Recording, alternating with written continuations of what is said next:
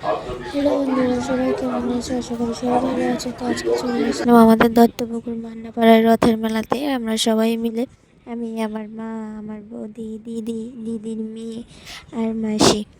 তো মাসি আর দিদির মেয়ে ওরা দুজনে আগে আগে আগে হাঁটছে আর আমরা পিছনে রয়েছি। তো দেখো অনেক রকমের চুড়ি, বাসনপত্র, ছোট ছোট মানে ঘরের যাবতীয় জিনিস আর কি, কাপ প্লেট বাটি ঘটি যা আছে সবই মেলাতে উঠেছে। এদিকে দেখুন নাগরদোলনাটা এত সুন্দর লাইটিং করা হয়েছে, দেখে বেশ মনে হচ্ছে উঠি, কিন্তু উঠতে পারি না, ভয় লাগে।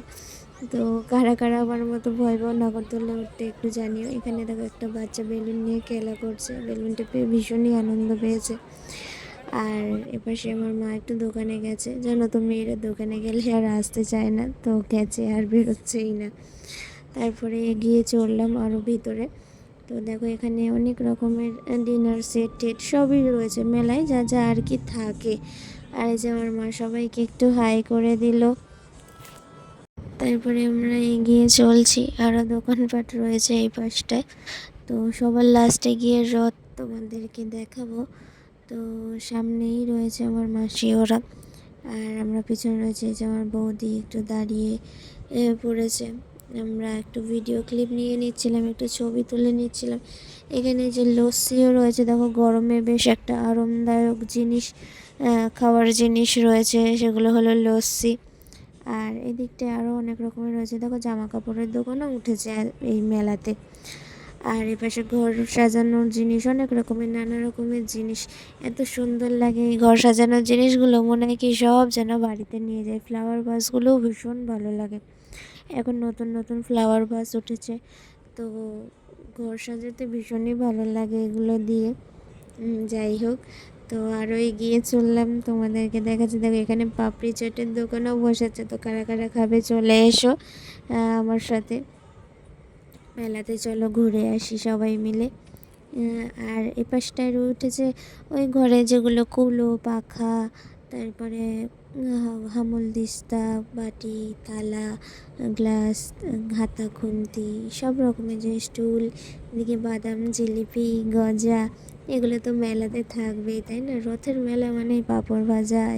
আগে ছোটোবেলায় বাবা যখন মেলাতে নিয়ে যেত, তখন রথের থেকে একটা যে কোনো একটা গাছ এর চারা কিনে নিয়ে যেত, বলতো কি যে গাছের চারা কেনা নাকি শুভ। তো তাই জন্য গাছের চারা কিনে নিয়ে যেত। আর এদিকটায় দেখো আমরা কথা বলতে বলতে রথের সামনে চলে এসেছি। তো এবারে ভিতরে যাব, গিয়ে ঠাকুর প্রণাম করে আসি, কারণ বাইরে ঠাকুরকে রাখে না, যেহেতু বাইরে কেউ তো আর থাকে না, রাত্রিবেলা সবাই ঘরে থাকে, তাই ঠাকুরকেও ঘরে রাখা হয়েছে।